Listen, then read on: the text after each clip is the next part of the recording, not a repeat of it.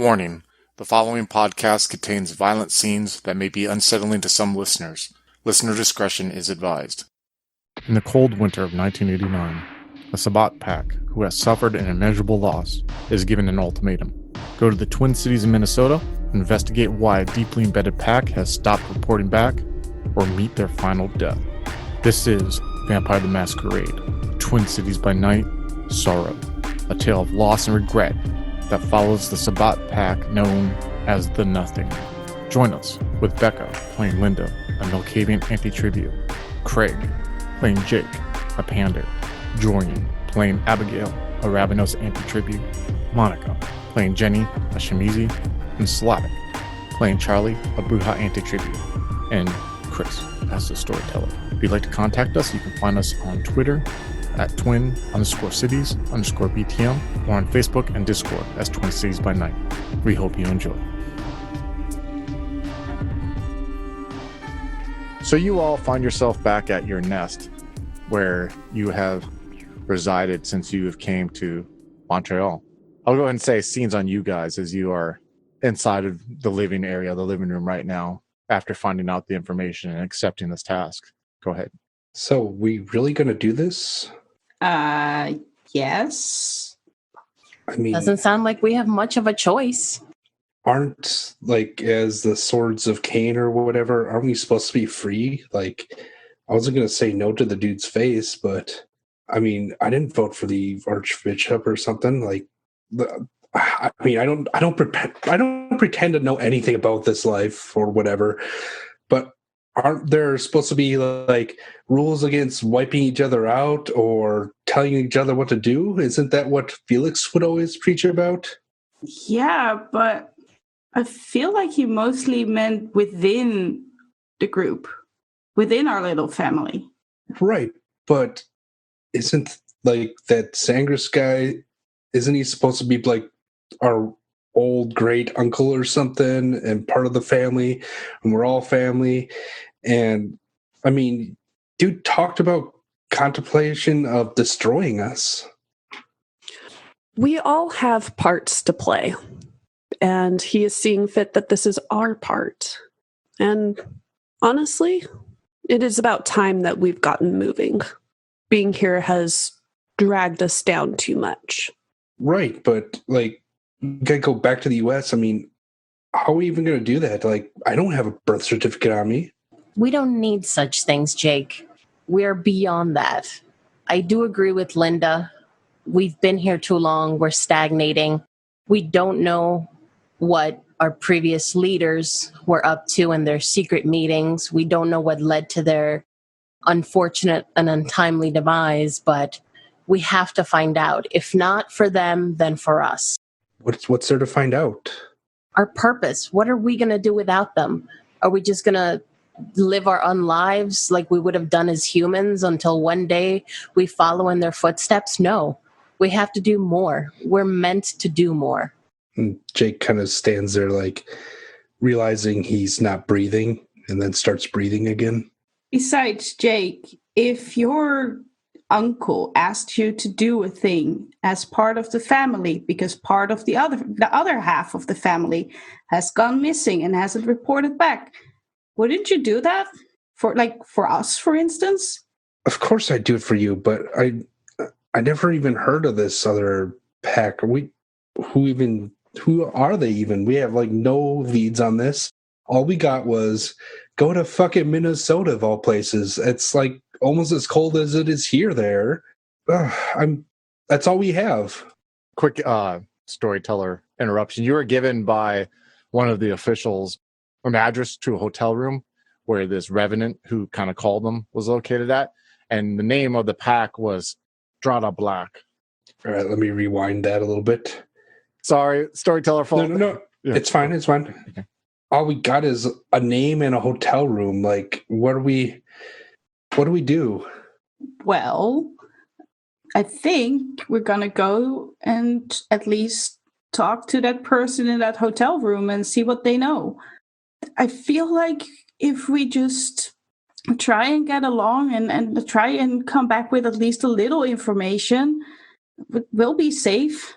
We've said yes. If we now say no, we'll be dead anyway. Maybe that'd be for the best. Jake, there's no reason to think like that.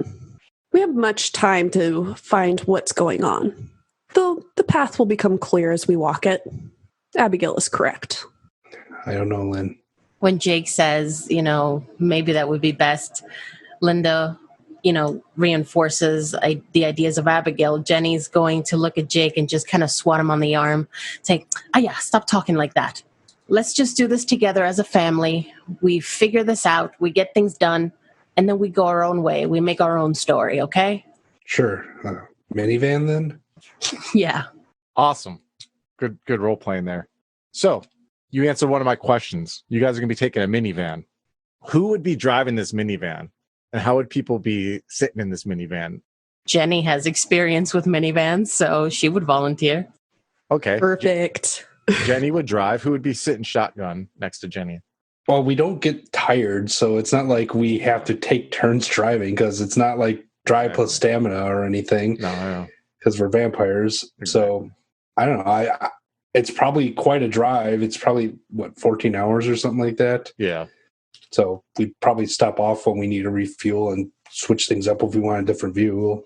Okay. So what we're going to do is we're going to cut to you all being in the van, and you guys are driving on the I-94. So we're going to take it. I just need to know right now, Jenny's going to be driving. Would anyone be sitting next to Jenny in shotgun? Okay. I think Abigail would volunteer for that. Abigail would? All right. And then Linda and Jake will be sitting in the back, like in some of those seats. I would say maybe even I don't know, next to each other, but maybe Jake would be in one row and Linda would be in one row. Kind of. I think Jake would be in the back, maybe tuning his guitar or something. That's a good thing. I can see that. Yeah, he's sitting back there with his guitar as you guys are driving. All right. So you guys are driving on the I-94 and you're going west. A snowstorm has started for the last day. You've been driving through some heavy snow and it's still going on. You get that weird dizzy feeling sometimes, Jenny and Abigail, while you're sitting in the front there, and you see the snow going forward and your lights cutting through the snow. You see that there are snow plows that are driving the opposite way on the I-94 going east. And you can see that it's plowing. And you see snow is kind of shooting off from the sides under the side of the road. Jenny, you're actually kind of used to driving in snowy conditions because you're from New York and you drove a minivan in snowy conditions before. So you're used to dealing with kind of when you lose traction a little bit, but you're going at a pretty good rate. Before we continue, I would like you all to roll 1d10 to find out how much blood you currently have in your blood pool, please. And let me know once you have done that. I got 8. 5 for Jake. 4 for Jenny. 2 for Becca. Okay. Becca is feeling a little on edge right now. I'm very hungry. Very hungry right now, indeed. So I just imagine that Linda's kind of sitting in the middle. It's one of those, the middle seats of this minivan where it can only really fit 2 people on it. And she's sitting right between and kind of leaning forward, almost sticking her head between Jenny and Abigail. And she's getting real antsy and just probably not even saying anything, just being more obnoxious with being there.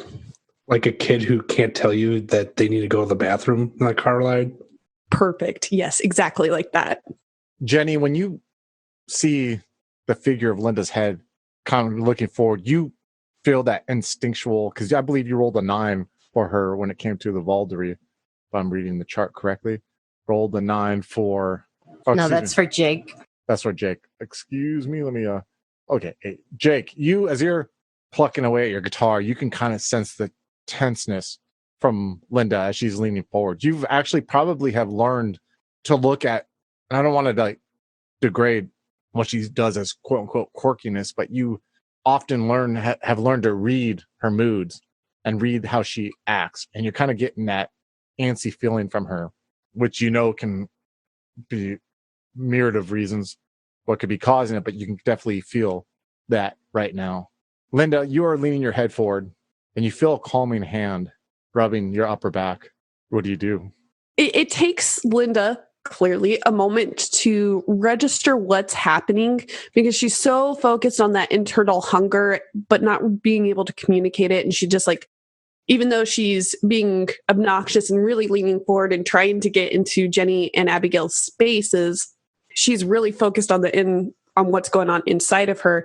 And then she feels that calming.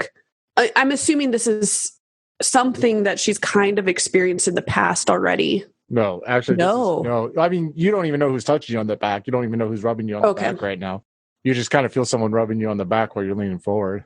Okay. Then if that's the case, it takes her a couple more moments after realizing, oh, somebody's touching me, that she'll lean back and like lean into it, but then try to look around like, oh, is that Jake?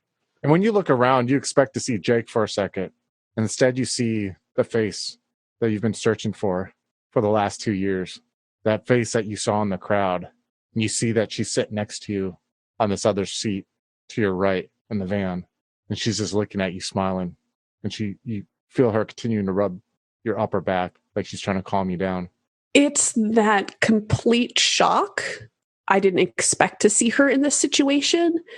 And given how she's processing everything internally, she kind of goes into that little kid reverence, just big eyes staring at this woman, pleading for answers with her eyes. Calm down. You just hear this voice coming out of her mouth. You never heard her talk this whole time. You've never heard her voice. You just hear it just kind of like it goes through your ears and echoes throughout your body. It's going to be okay. Hello. You can talk to me. Hello. And you all are hearing this. You're hearing her side of this conversation go on. Hi. So you made it here, huh? Yes. This is where we're supposed to be going. Yes. I'm so happy you're doing so well. I was worried. Oh, this was your idea, wasn't it? Not all of it, but things are falling together as I hope they will. Well, what are you wanting us to do? Oh, that's such a complicated answer. It really is. There's so many moving parts going on, and I can't see it all. I want you to be careful. I have a spot for you. I have a place for you in my plans. You love these people who are with you, huh? I can feel that. I can feel it radiate from you. And Linda's just nodding her head. Yeah, it's love that keeps me going, that keeps me doing this. Why do you think you are here? Well, we were told to go here, but there's something more. I just know it. I just don't know what it is yet.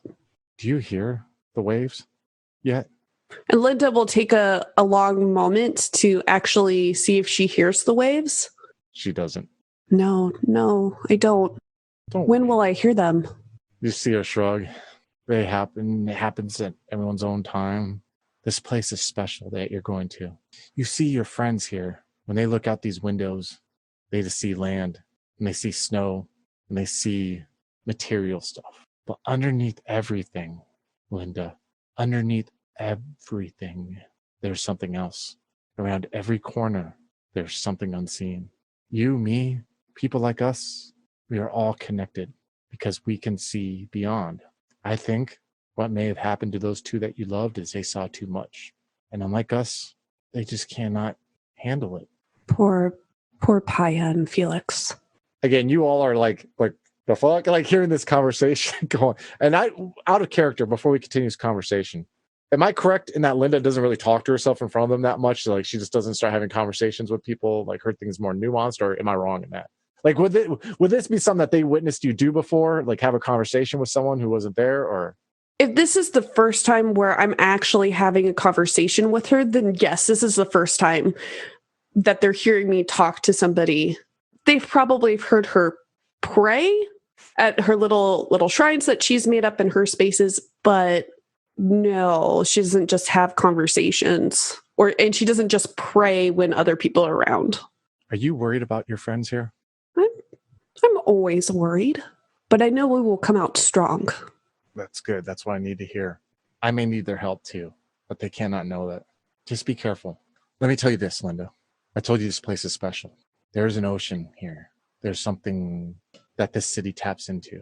And when I say ocean, I don't mean a literal ocean. I mean a stream of consciousness, a stream of creation, a body of creation.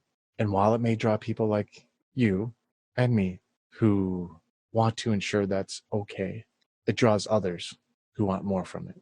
And a lot of the people who are drawn to it don't even know that they are being drawn to it. they reframe it in their heads as being motivations for other things. Power, influence, land, and it brings other things. So be careful. This is a special place, but it's also a scary place. But I'm fighting what I can fight. You should really feed. And as you say that, you blink your eyes and she's gone. I need you to give me a self-control roll, please. Difficulty 4. Oh no. Okay, will do. But she's getting to that point where she's like, oh, I haven't even asked who you are yet. And then she's gone. Yeah. And I think that's the most devastating thing to Linda. Oh God. Yeah, maybe that can lead to self-control roll. Like, oh, I didn't even get to ask my question. And then you come back and you're just confronted by that hunger. So sorry, self-control? Yes, please. Difficulty 6. Oh Lord. Okay. Sweet baby Jesus, oh Lord. Hey, I got 1 success. Awesome. So when she leaves, let's get back to the scene real quick. You all have been hearing Linda just say what she said. And you're all I assume, take glances like, what the fuck? Or look in the rearview mirror. And you just see this intensity come across her face. Go ahead. Scene's on you guys. You okay there, Lynn? Hey, Jenny, you might need to pull over a bit. Lynn's having I don't know. What's going on? Jenny's going to turn her head and see Linda's face suddenly there. She's going to jump a little. Say, what's the matter, Linda? I need to feed. Okay. Let me find a place with people that's a little not inconspicuous, a little bit difficult in the middle of a snowstorm, but okay, we'll get you something. Jenny, as you're driving along, let me ask before we get to this next scene. I want to know what's going on in everyone's head. Jenny, what's going on in your head right now with everything that just happened? Jenny's driving in sort of a trance, when you're driving long distance and everything just kind of becomes background noise. She's a little bit in her head, just trying to get herself in a headspace to get us to the right location. And also in her mind, she's trying to quiet the anxieties of what it could have been that Felix and Paya could have done that could have led them to this point. So Linda's sudden hunger took her by surprise. What about the conversation that you just kind of heard her have, the one-sided conversation where she was maybe talking to herself? Or she always kind of assumes that Linda's a little bit off her rocker. So she just figured out it's Linda being Linda. Abigail, what's going on in your head at this moment? Abigail is trying to think about, what would be a convenient thing to do where we can quickly get something to eat from, because this is a snowstorm. Also, she has a bit of the same feel about Linda. She loves Linda, but Linda is a little different. So this is just an extra step on being different. She's special. Then, Jake, what's going on with what you... Because you kind of had more of you saw more of this conversation, what was happening. They didn't. They heard it. You saw how she was turning. It looked like she was looking at someone, it looked like that. She thought someone, you could see her mannerisms when it was going on, the body language. What's going on in your head with all this?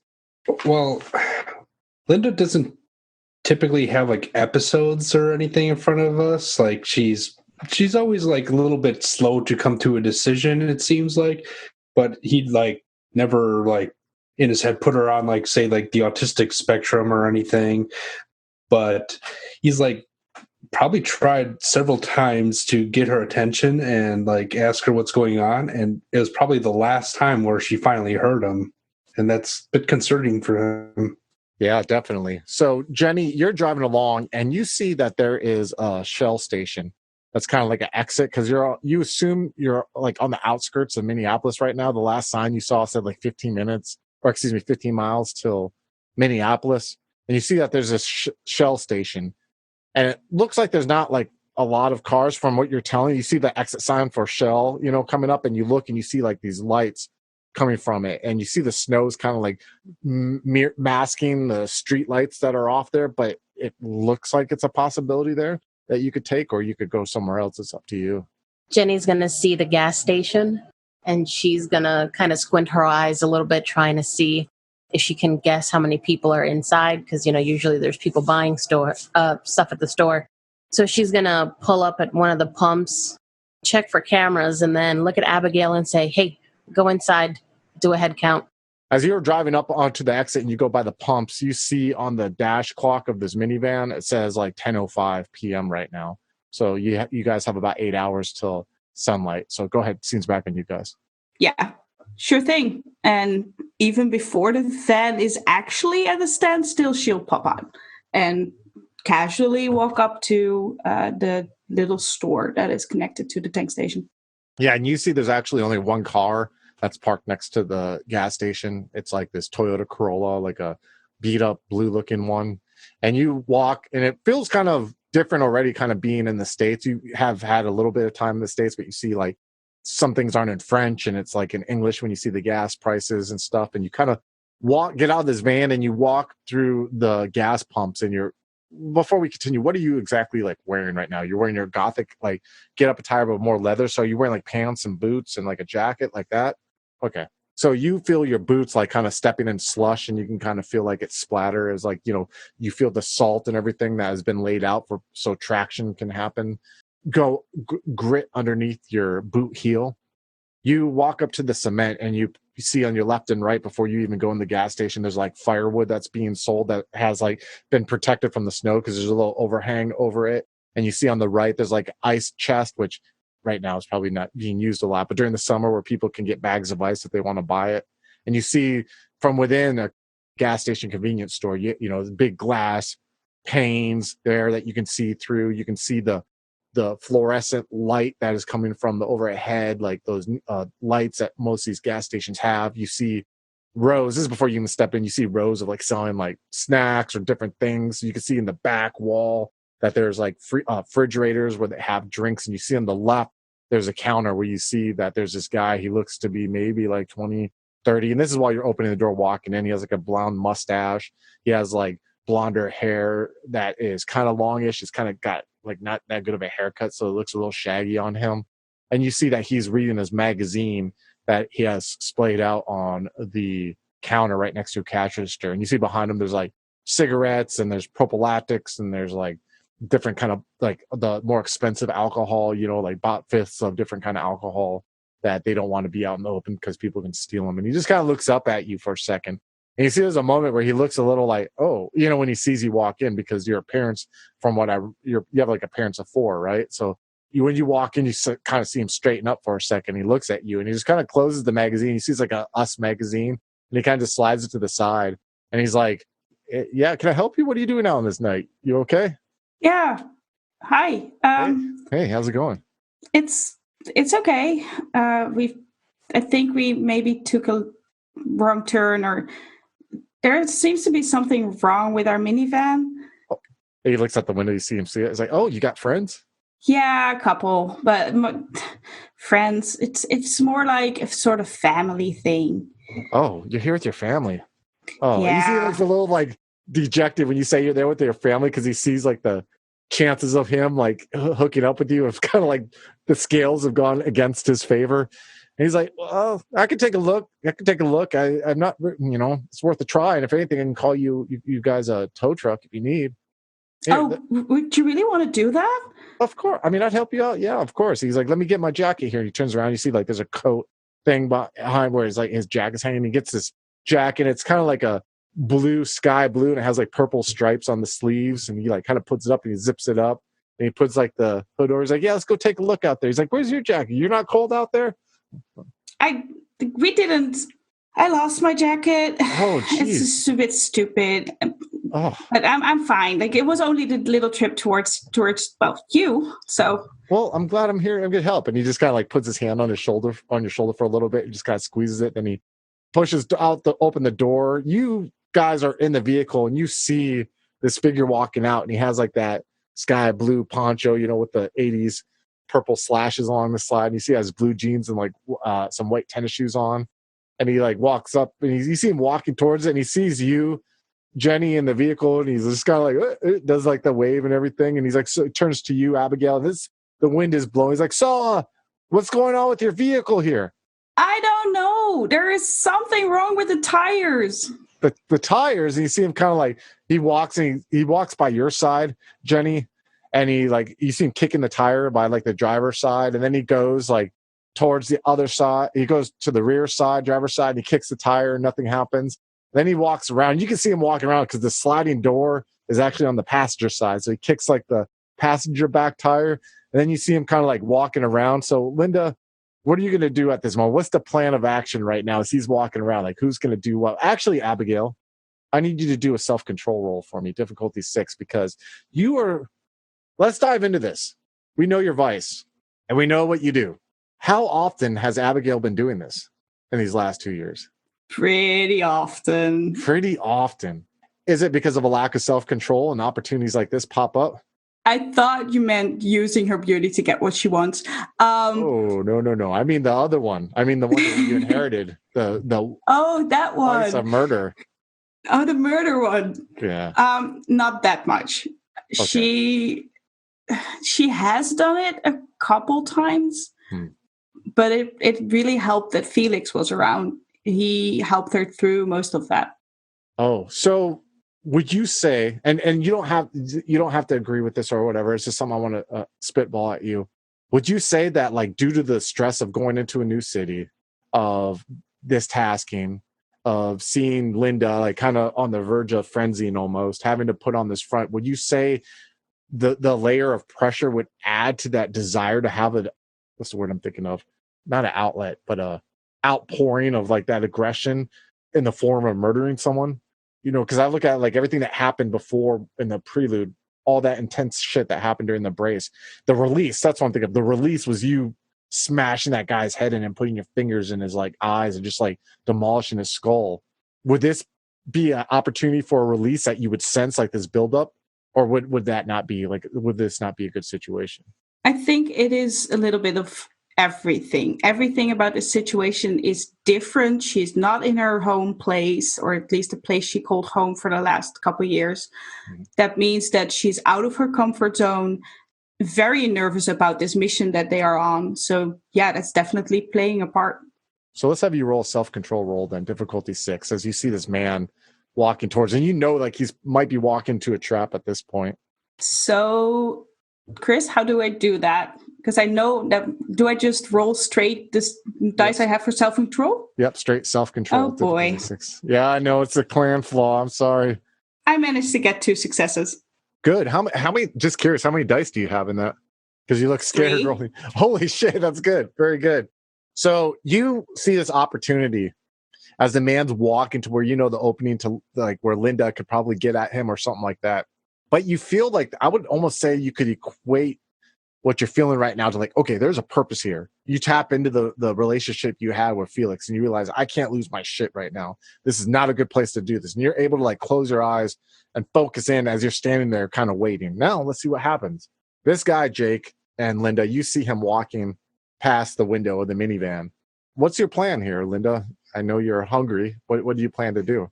So as soon as the van rolled to a stop, because I think you mentioned that there was another vehicle that was pumping gas. But there's another vehicle parked, and that is this gotcha. guy's vehicle probably. So he's the only one there right now. Oh, okay.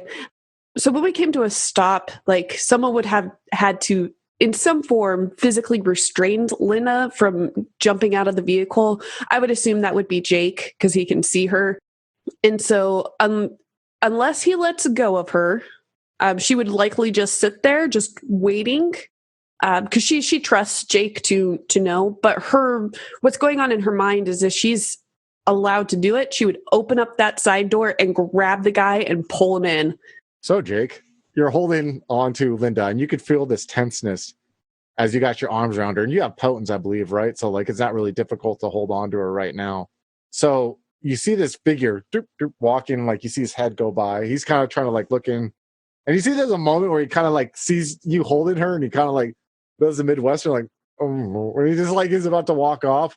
Are you going to let him walk by, or what are you going to do, Jake?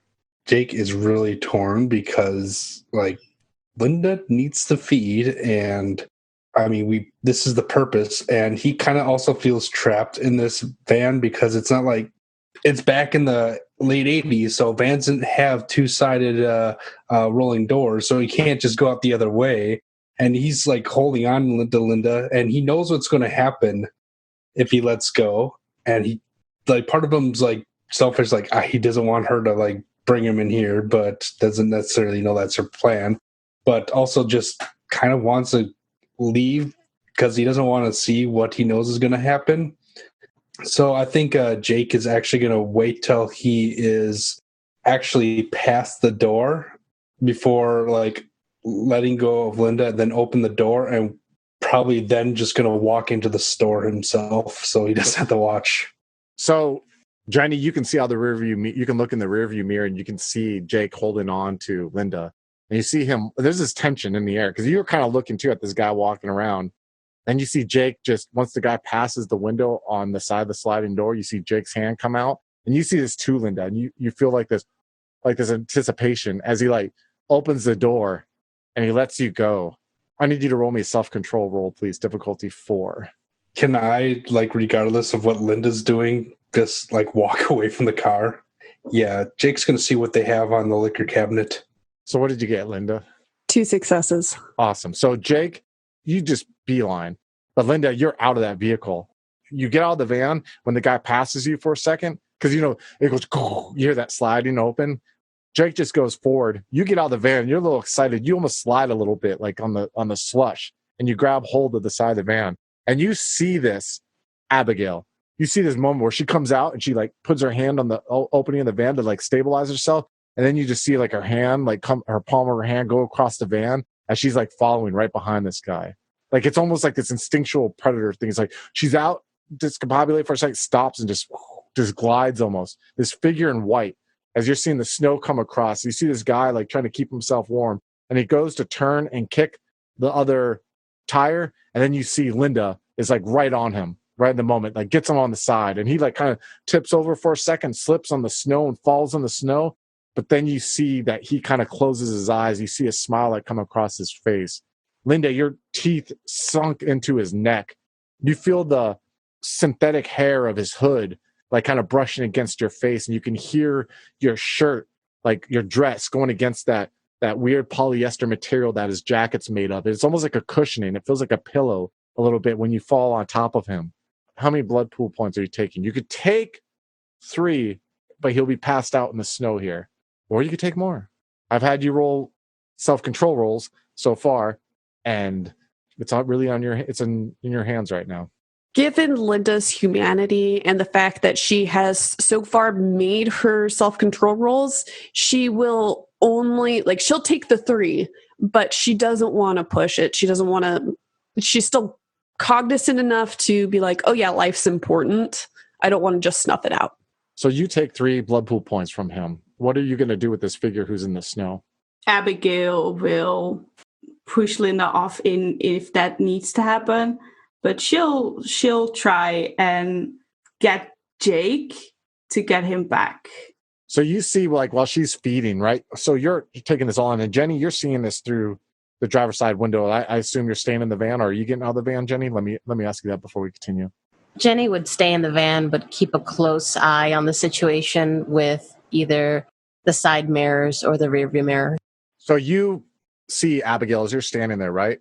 You see Linda feeding off this guy, and you look and you see Jake stepping into the convenience store. You can see the silhouette of him. Jake, you're in this convenience store. You said you're just grabbing bottles of liquor from within there.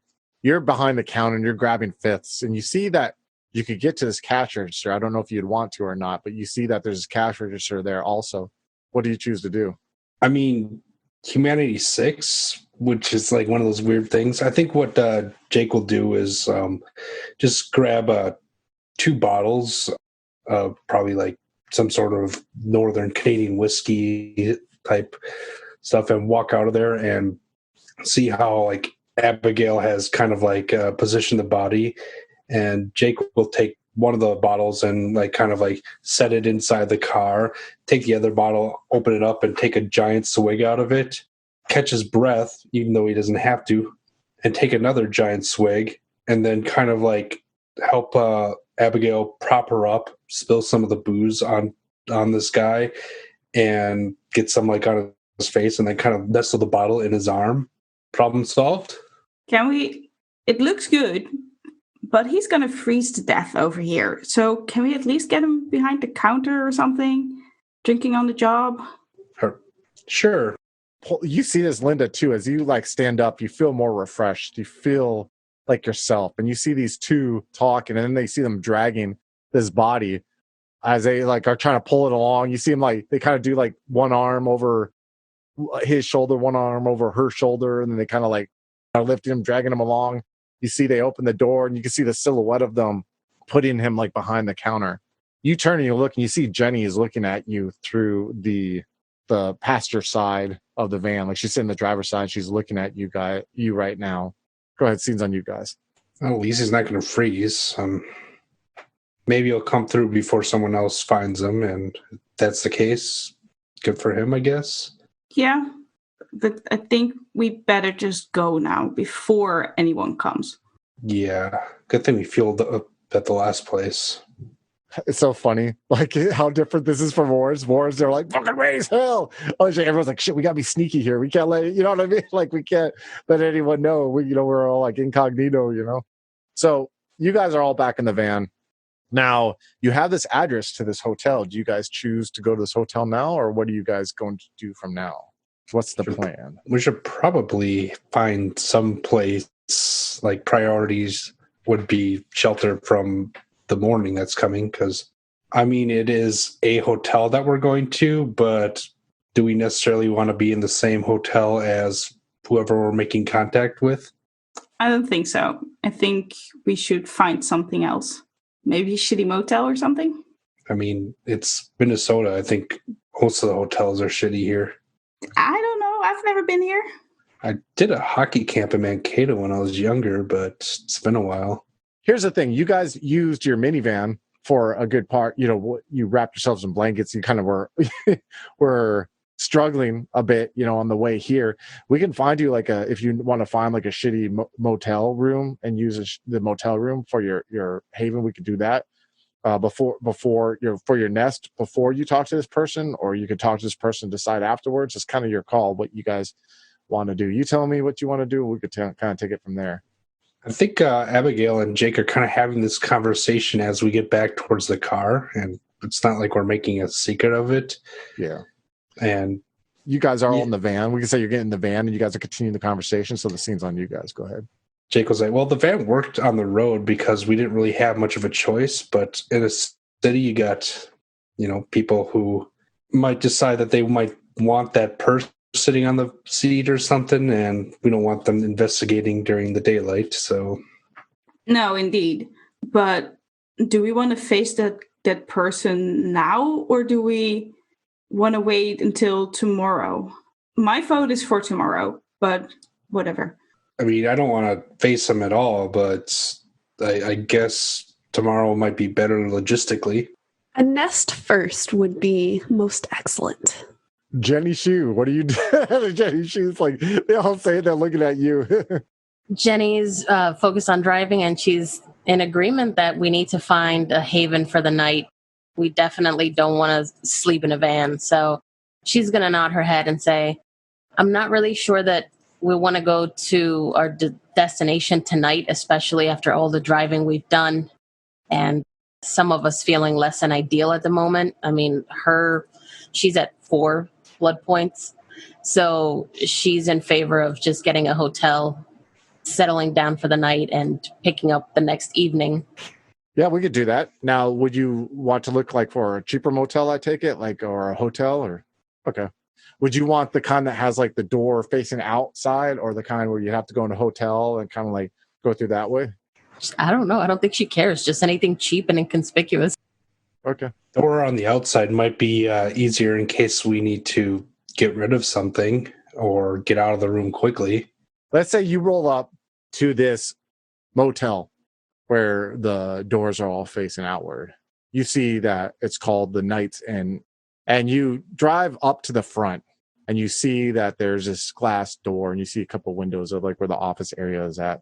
And you see there's this lady who's working there. She has her hair in a ponytail. She has black hair, and she looks to be maybe in her early 20s. And she just kind of has her feet kicked up on the desk, and you see she's reading the a book right now in her hands. As you guys, that's all you just see. She's reading this paperback book. You see like there's a TV behind her, and you can see like the glow of the TV kind of lighting the room. You see there's like a lamp in the office that's kind of like illuminated enough to where she can read it, but it's kind of a dimmer. Like she's maybe would like if she could sleep, later that night, she can just like turn off the lamp and sleep in there until customers come. And you see that there's like a bell on the desk there if you wanted to walk up and if she wasn't there. And you guys park in front there. What are you guys doing? So, should I try walk in and fix us 2 rooms? Go ahead, honey. And off she goes again. You get out and you walk in. You see this girl looks up at you, and you see there's like a admiration, like, okay, like a kindred soul look, when you walk in, like she sees how you're dressed, and you kind of see she's kind of has that, like you can see when you rolled up, but you see she has like a Metallica shirt on, and she has like some jeans with some holes on the knees. She has like some black Reeboks on. And you see she puts a book down, and it's like My Journey to the Ninth Circle. You see on there, and you see her. She just kind of looks at you. She's like, "Can I help you? Do you need a room? Honey, you need a room?" First of all, great book. Oh. Second of all, I'm here with my family, and we need probably 2 rooms. Okay, Is that possible? Yeah, sure. Smoking, non-smoking? Either is fine. Do you want connected rooms? Yeah, I think do. Please. Okay. Yeah, sure. She's like, that'll be $30 a night for both rooms, so $60. Is that good? Yeah, sure. Right. And she turns around. Yeah, she grabs 2 keys and she gives you a little form to fill out. Back in the 80s where you could totally lie about your name or whatever and pay for cash. It's like, if you go here and fill this out here, and she's like, here's the 2 keys there, and she's like, we have an ice maker that's down there, and you could just step outside and get ice if you want to. But we also have a Coke machine and a vending machine by the ice maker there too. Ooh, that sounds great. Yeah. Okay. So where are our rooms exactly? And she pulls out this like little laminated plastic map, and she's like, okay, you see here on the far southeast corner there, you're in room number 9 and number 10 there. Lovely. Thank you so much. Where are you from? You're not from around here, don't you know? Where's that accent from? A little bit of everywhere. Me and my family, we try to travel around quite a bit. So you're really on a family everywhere. Vacation? Sort of a permanent family vacation, really, yeah. Wow, that sounds fun. I mean, what brings you here, especially in the middle of winter? This place is so boring. You really think so? I've heard such great things. I guess. Everyone says that, but I mean, I've been here my whole damn life. I don't know. I like your jacket. Oh, gee, thanks. But I bet there is a place we can go at some point. Yeah. Like, we'll probably be here for a couple of days. Like, I have to discuss, and then we'll upgrade our plan, etc. But, just show me around the city. Like, you say it's boring, but for me, who's never been here, probably super interesting. So you want me to show you around? You want to how about you? Okay, you come by here tomorrow. I come on work at like 6. I'll come in like a couple hours early, like at 4 or 5, and then we can go get some drinks or something. Yeah, maybe a little later, maybe. Nah. Well, I can do 5 should work. 5, okay. Nah, 5 should work. Of course, it depends on what my family is planning, but otherwise, I'll let you know. All right, yeah. Okay, cool. Actually, not tomorrow, but the day after would be good. I'm just off the day after, so I could just we could set a time then, all right? Just let me know tomorrow what day, what you could do the next day, and we'll make it work. And you can see she's like stuttering over her words, like she's a little like intimidated by you, but kind of like wants to hang out with you, kind of thing. So she just kind of like, pushes the keys towards you, and she sees she's blushing a little bit. She's smiling. When you see Abigail turn around and walk out to you guys, you see like this girl is like sitting up more intently, like she's looking at Abigail walk out as Abigail opens the door and gets in the vehicle with the keys. If you are enjoying Vampire the Masquerade, Twin Cities by Night Sorrow, and are looking for more Sabbat stories, you can check out our Vampire the Masquerade story, War is on Fire, which tells the tale of the Pale Riders Pack and takes place on the border of Texas and Mexico. We hope you enjoy.